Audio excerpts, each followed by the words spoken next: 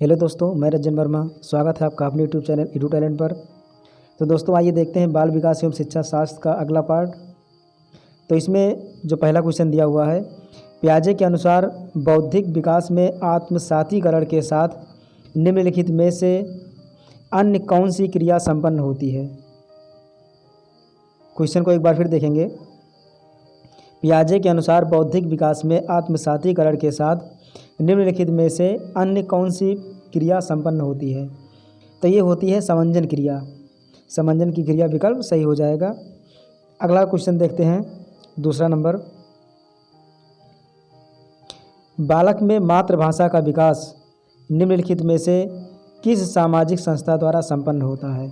बालक में मातृभाषा का विकास निम्नलिखित में से किस सामाजिक संस्था द्वारा संपन्न होता है। तो जो मातृभाषा का विकास होता है वो परिवार के द्वारा ही संपन्न होता है। परिवार के द्वारा ही बच्चे मातृभाषा सीखते हैं। तीसरा क्वेश्चन देखेंगे। बालक बालिकाओं का सामाजिकरण भिन्न भिन्न में से किस कारण होता है। बालक बालिकाओं का सामाजिकरण भिन्न भिन्न में से किस कारण होता है। तो विकल्प हो जाएगा सी नंबर, दोनों से अलग अलग भूमिका प्रत्याशा के कारण। शारीरिक संरचना के अंतर के कारण नहीं होता है, आनुवंशिकता के कारण भी नहीं होता है, उपर्युक्त में से कोई नहीं, ये तो होगा नहीं। दोनों से अलग अलग भूमिका प्रत्याशा के कारण हो जाएगा। 4 नंबर क्वेश्चन है इसका। संग्रह करने की प्रवृत्ति प्रमुख लक्षण है। संग्रह करने की प्रवृत्ति प्रमुख लक्षण क्या होता है। बाल्यावस्था का। जो बाल्यावस्था में संग्रह करने की प्रवृत्ति सबसे अधिक होती है, इसलिए इसे कहा गया है कि संग्रह करने की प्रवृत्ति का लक्षण बाल्यावस्था को ही कहा गया है। 5वां क्वेश्चन है। अधिगम को अस्थायी बनाने हेतु निरंतर अभ्यास किया जाता है। अधिगम को अस्थायी बनाने हेतु निरंतर अभ्यास किया जाता है स्मृति स्तर के शिक्षण में। ये सही हो जाएगा सी विकल्प। 6वां क्वेश्चन देखेंगे। कठोर मानसिक अभ्यास किया जाता है। कठोर मानसिक अभ्यास किया जाता है, ये हो जाएगा विमर्शी चिंतन स्तर के शिक्षण में। इसमें हो जाएगा विमर्शी चिंतन स्तर के शिक्षण में। स्मृति स्तर होगा नहीं, अवबोध स्तर होगा नहीं, स्वायत्तता स्तर के शिक्षण में ये भी नहीं होगा। सी विकल्प एकदम सही हो जाएगा, विमर्शी चिंतन स्तर के शिक्षण में। अगला क्वेश्चन 7वां क्वेश्चन है। ब्रूनर के मतानुसार बालकों के विकास की अंतिम अवस्था है। ब्रूनर के मतानुसार बालकों के विकास की अंतिम अवस्था क्या होता है। तो ये होता है प्रतीकात्मक अवस्था। प्रतीकात्मक अवस्था विकल्प बिल्कुल सही हो जाएगा। 8वां क्वेश्चन देखेंगे। बालकों के सामाजिक विकास के संदर्भ में निम्नलिखित कारकों में से कौन सा कारक उत्तरदायी है। तो बालकों के सामाजिक विकास के संदर्भ में कौन सा कारक उत्तरदायी होता है। तो परिवार से सामाजिकरण की भावना उत्पन्न होती है, सामाजिक विकास होता है। पास पड़ोस से भी सामाजिक विकास होता है, विद्यालय भी होता है। तो ये वासी तीनों, इसमें ये बी वासी तीनों हो जाएगा। डी विकल्प सही हो जाएगा। 9वां क्वेश्चन है।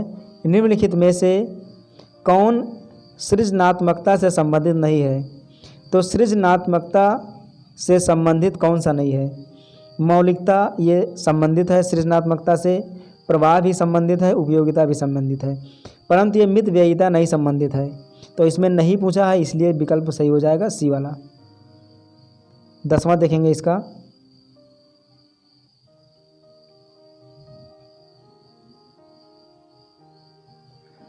शिक्षक को कक्षा में नवीन ज्ञान देते समय उसका संबंध छात्रों के दैनिक जीवन की क्रियाओं से स्थापित करना चाहिए। इस कथन में निम्नलिखित में से कौन सा अधिगम सिद्धांत निहित है।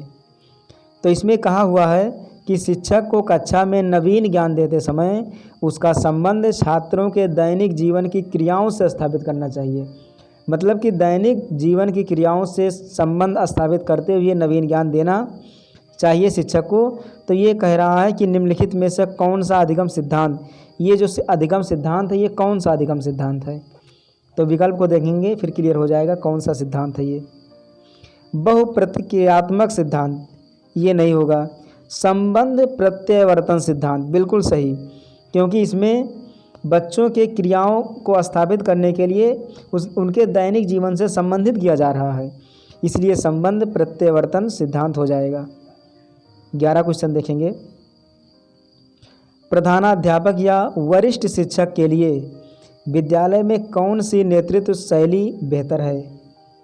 तो प्रधानाध्यापक या वरिष्ठ शिक्षक के लिए विद्यालय में कौन सी नेतृत्व शैली बेहतर है? तो ये सही हो जाएगा सी नंबर, आहस्तक्षेपी नेतृत्व। आहस्तक्षेपी नेतृत्व बिल्कुल सही हो जाएगा। 12 नंबर क्वेश्चन, क्रियात्मक शोध निम्नलिखित में से किस तथ्य की पूर्ति करता है? क्रियात्मक शोध निम्नलिखित में से किस तथ्य की पूर्ति करता है?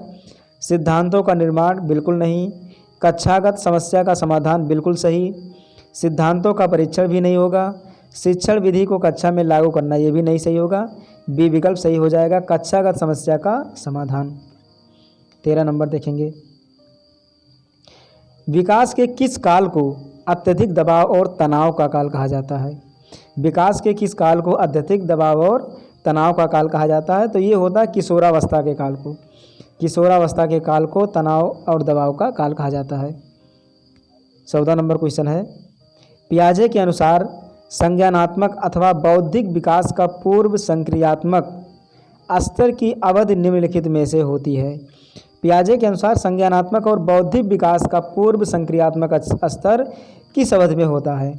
तो ये होता है 2 से 7 वर्ष तक पूर्व संक्रियात्मक स्तर संज्ञानात्मक और बौद्धिक विकास के लिए होता है।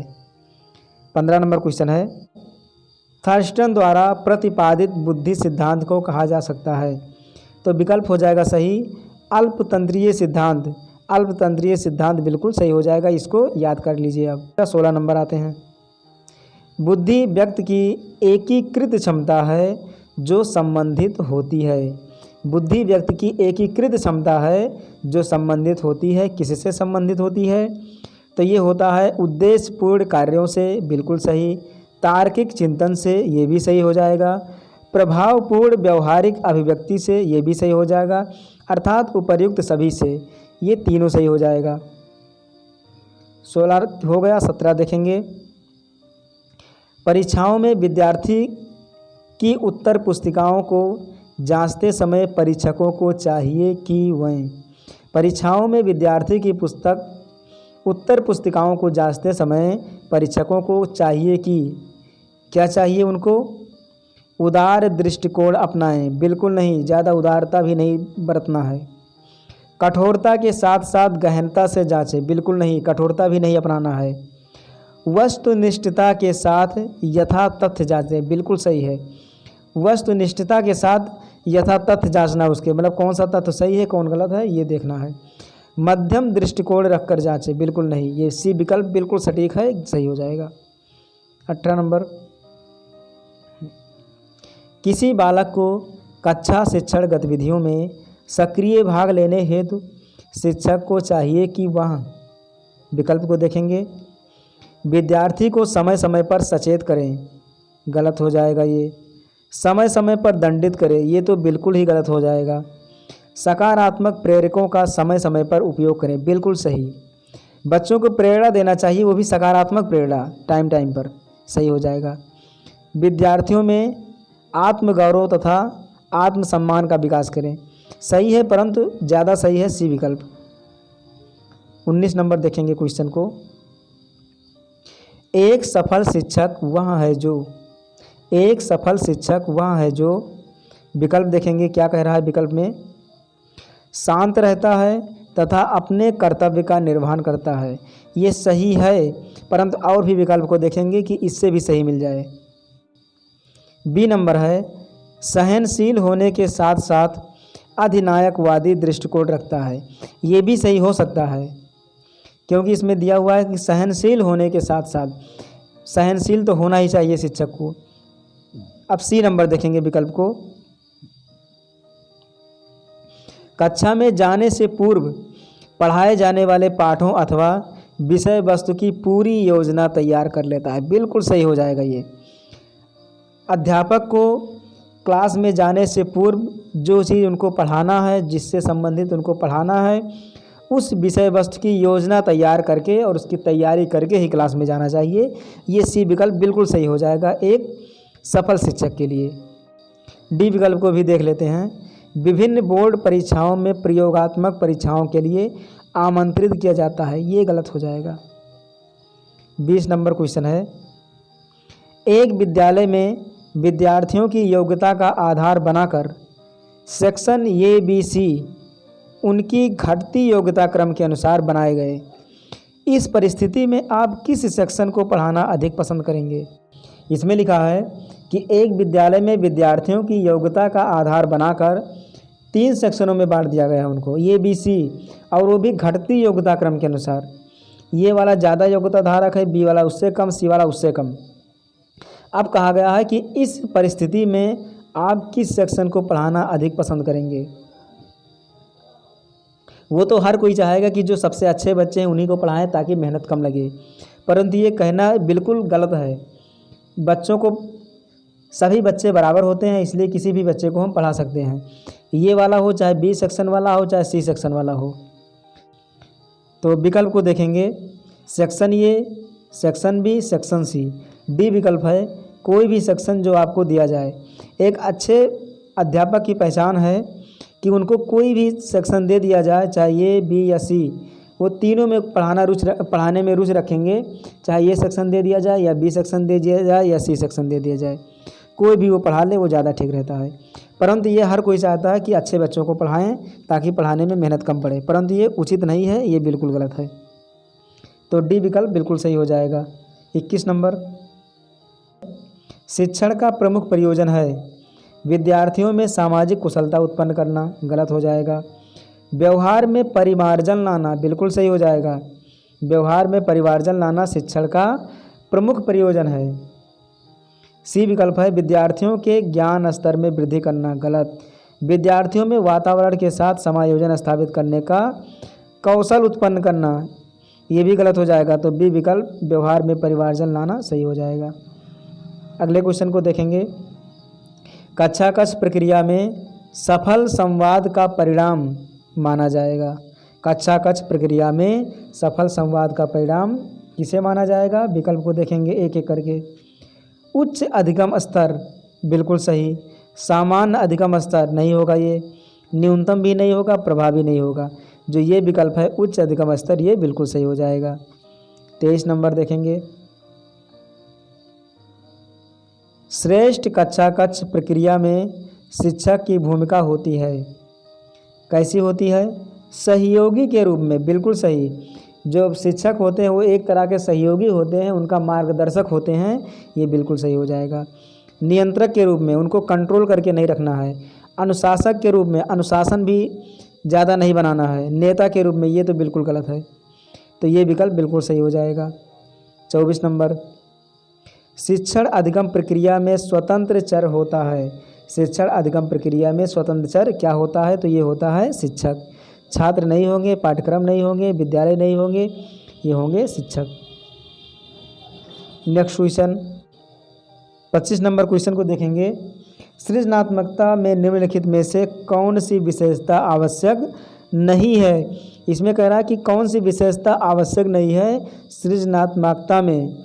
तो विकल्प को देखेंगे, मौलिकता, ये तो है। विविधता भी सृजनात्मकता में विशेष आवश्यक है। प्रवाहशीलता भी है, परंतु क्रियाशीलता बिल्कुल भी नहीं है। अगले क्वेश्चन को देखेंगे, सृजनात्मकता मौलिक परिणामों को अभिव्यक्त करने की मानसिक क्रिया है। यह कथन निम्नलिखित में से संबंधित है। सृजनात्मकता मौलिक परिणामों को अभिव्यक्त करने की मानसिक क्रिया है, यह कथन किनसे संबंधित है? तो ये हमें याद रखना होगा, ये होगा क्रो एंड क्रो के अनुसार। ये बिल्कुल सही है, तो इसको याद करना पड़ेगा। बकिंगम ये भी नहीं होगा, टोरेंस भी नहीं होगा, जेम्स ड्रेवर भी नहीं होगा। क्रो एंड क्रो के अनुसार ये सही हो जाएगा। नेक्स्ट क्वेश्चन देखेंगे, समाजार्थिक मुद्दों से जूझ रहे उन बच्चों को जिनकी प्रतिभा प्रभावित हो सकती है को सहायता करता है। कौन सहायता करता है? स्व अधिगम मॉडल, बिल्कुल सही हो जाएगा। स्व अधिगम मॉडल इन बच्चों की सहायता करता है। विभेदित निर्देश, ये भी गलत हो जाएगा। पाठचर्या का विस्तार, ये भी गलत हो जाएगा। डी विकल्प है संज्ञानात्मक वर्गीकरण, ये भी गलत हो जाएगा। तो ये विकल्प बिल्कुल सही है, स्व अधिगम मॉडल। नेक्स्ट क्वेश्चन 28 नंबर है, एक कक्षा में वैयक्तिक विभिन्नताओं के क्षेत्र हो सकते हैं। तो एक कक्षा में वैयक्तिक विभिन्नताओं के क्षेत्र कौन कौन से हो सकते हैं? रुचियों के, सीखने के, चरित्र के, मतलब ये सभी हो जाएंगे। रुचि भी है, सीखने भी है, चरित्र भी है। अब देखेंगे नेक्स्ट क्वेश्चन को 29 नंबर, औसत बुद्धि वाले बालकों की बुद्धि लब्धि यानी कि IQ के बीच होगा, कितने की बीच होगी IQ औसत बुद्धि वाले बालकों की? तो ये होता है 90 से 109 के बीच में सही हो जाएगा। ये 30वां और सबसे लास्ट क्वेश्चन है इस वीडियो का, आवश्यकता का पदानुक्रम सिद्धांत द्वारा प्रतिपादित किया गया था। तो आवश्यकता का पदानुक्रम जो सिद्धांत है वो किनके द्वारा प्रतिपादित किया गया था? तो ये प्रतिपादित किया गया था मैस्लो के द्वारा। इसको याद करना होगा, मैस्लो के द्वारा आवश्यकता का पदानुक्रम सिद्धांत प्रतिपादित किया गया था। तो बस आज के लिए इतना ही। हमने टोटल इसके 9 वीडियो अपलोड कर दिए हैं, जाकर के प्लेलिस्ट में देख सकते हैं या फिर इसका लिंक डिस्क्रिप्शन बॉक्स में दे दिया जाएगा, वहां से प्राप्त कर सकते हैं। तो अंत तक बने रहने के लिए बहुत बहुत धन्यवाद।